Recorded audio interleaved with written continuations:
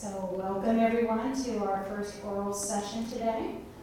I'd like to introduce you to Cozine Welch, who will be presenting on the Michigan Review of Prisoner Creative Writing. Cozine? Thank you. Hello, thank you guys for coming in. My name again is Cozine A. Welch Jr. and I would be doing my UROP research presentation on the Michigan Review of Prisoner Creative Writing. Before I do, I want to give you an idea of why this is so important and why it's so impactful. And I do that by displaying similarity between so-called professional and amateur. What I put together and compiled is a mashup piece of poetry which takes writing from three different poets. Two are MFA graduates here at the university, Cave Conum contributors, well known in their respective circles. The other is one of the contributors to the Michigan Review of Prisoner Creative Writing. And I challenge you to determine which writing is whose. Somewhere, a son. Below, boys brown as rye play the dozens and ball, jump in the air and stay there. Boys become new moons, gum dark on all sides. They run from field plowing, skin darkening, shovels hanging, sugar cane standing, wheat crop swaying, cotton pot popping, bullet card bells singing, their wooden wheels blowing dust, wet muddy peanuts in burlap sacks, uncertain rain, dragging summer, cracking earth, drying ponds, in search of better. History is what it is. It knows what it did. Bad dog, bad blood, bad day to be a boy, color of July well spent, but here, not earth, not heaven, we can't recall our white shirts turned ruby gowns.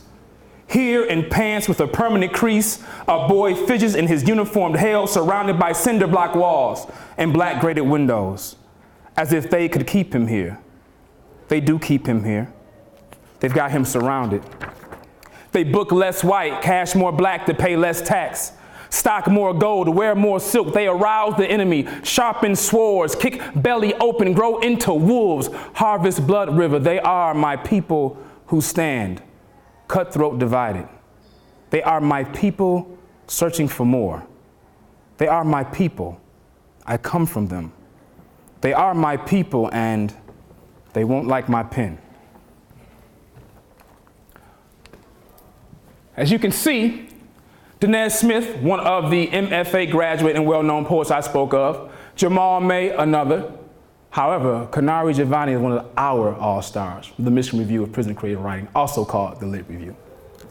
But they arrived at this through wildly different means, but they each found some way to maintain and to contribute some level of artistic excellence in their writing.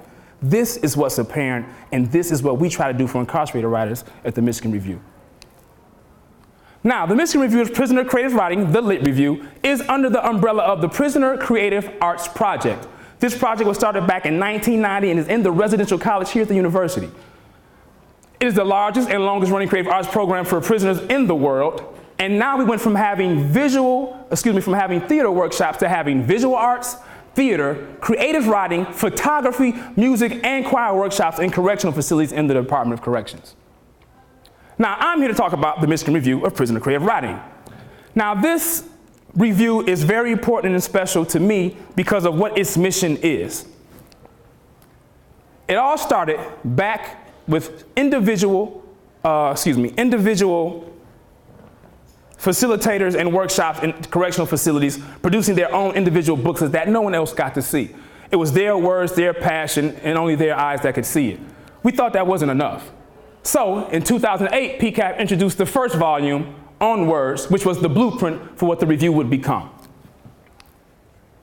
Now, the review has an important role, which I said before, which is to create better writers. We do this through feedback. So our kind of motto is better writing through feedback. So the first thing we had to do in this research project was to realize what our mission was and figure out what we were doing wrong and how we could improve it. That first step was looking at our processes. In our old process, when it came to collecting the review, submissions would come into the office. Anyone who was around and available would take these submissions and pass them on to the next person who was deemed to be reliable. As you can imagine, we would have inconsistencies, we would have lost subjects, we would have completely lost submissions, and submissions that would become lost and then found later. So what we've done now is instituted a weekly collection by an assigned staff member who comes to the office every Tuesday and collects submissions. That same staff member is then tasked with archival, and I'll speak more to archival in the following slides. The next thing was our editorial meetings. They were informal because this is an act of passion. People love to do this. But what happens with that is when you don't have any real structure, that passion can lose its force. And what happens is we had a lot of informal editorial meetings that did not do what we wanted to do. They did not do the job effectively. So what we've done now is instituted assigned submissions to editorial staff committee members. So what that means is an editorial staff committee member will have assignments assigned to them, and they will give critiques on this particular piece as to why they do not like them. So we also have structured critique. It's not just about what you think, but according to our measure of what good writing is, according to what the standard for our review has been, we now make sure our critique is along that line of standard. And we've jotted that down so that we can repeatedly adhere to it. More importantly, editorial training and exercises for our staff. Whenever you have an editorial committee that makes decisions on what writing will be included in a review, it is important that they have a consistent voice and they all know what good writing is according to what your voice is for a review. So we made sure we have editorial training exercises that show what the review has been over the years and what our trajectory and arc is, and more importantly, what we want our voice to be, the voice of our contributors. Last was our final decisions.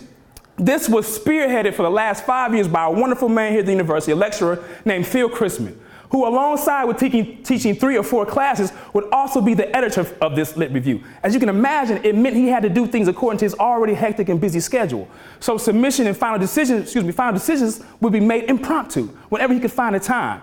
Though he has a wonderful eye and he would make sure the job gets done, it was very informal and it caused us to sometimes go over deadlines. So now we instituted a 2-tier finalization process which uses the editor and a new managing editor to determine whether or not submissions kind of fit the bill, what have you. And we've also engaged in social media, outreach, and public readings. The goal is to make sure that the public as a whole understands that this is actually a true literary journal, regardless of the confinement of the participants. The only way to do that, you have to get out into the public. Now, from critiques to rejections and acceptances, this is what we've instituted, which has changed the game for the Lit Review and is the foundation for our research. We now scan every single submission. We use Box, the unlimited cloud storage here at the university, to make sure we have as much space as we need, and we tag metadata on every single,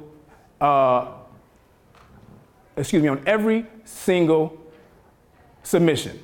As you can see by the comments posted, these are actually tags from editorial committee members who are making votes and comments on critiques. So why is this important as far as research is concerned?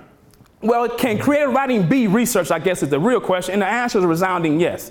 So, for one example, the Carceral State Project, which started in 2016 and will initialize its research project in this fall of 2019, was started here at the University of Michigan by Dr. Heather Ann Thompson, who is the head of African-American Studies here.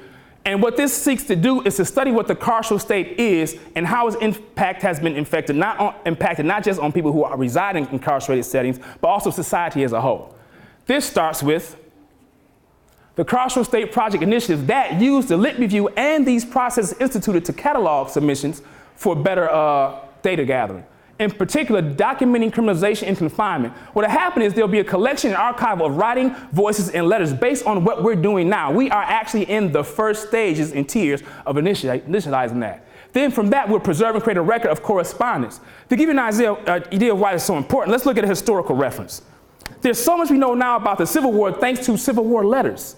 These letters were collected and documented, and we found so much more out about what the Civil War was like, not just for those involved, but historically. This is what we aim to do and repeat with the Carceral State Project. Our Prison Letters Project would do just that. We would collect, digitize, and archive letters from incarcerated peoples and produce a database of incarcerated experiences. We have already begun that with the Lit Review. Everything we bring in, as I showed you before, we scan and we tag for data according to the levels we have now and the tiers we expect to be tagged, and future ones and those in the process. We'll have future tags in the process depending upon our needs.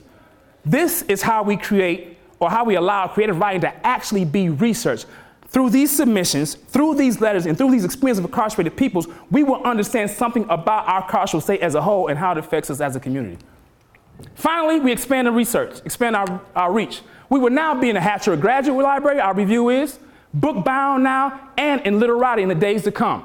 And we have now made sure we make our face public. We go and we speak at EMU as we did here on public radio. It's important that we let the public know that this writing is not just for incarcerated peoples, and it's just not incarcerated writing. It is very good literarily excellent, if I have to say so, literature. So In closing, I'd like to thank, obviously, UROP for having me, for allowing me to engage in this research, for seeing the importance of this research. Thank you for coming. I, of course, want to thank my director, Ashley Lucas, who is the director of PCAP, my buddy and friend and second in command, Phil Christmas, or should I say first in command, he is the editor. Of course, PCAP, of course, Bashar, of course, Jeremy, of course, Michelle, of course, all of UROP, of course, Rye, I don't see her, but thank you so much. And I want to thank you all for joining and listening to me rumble and run my mouth. Thank you.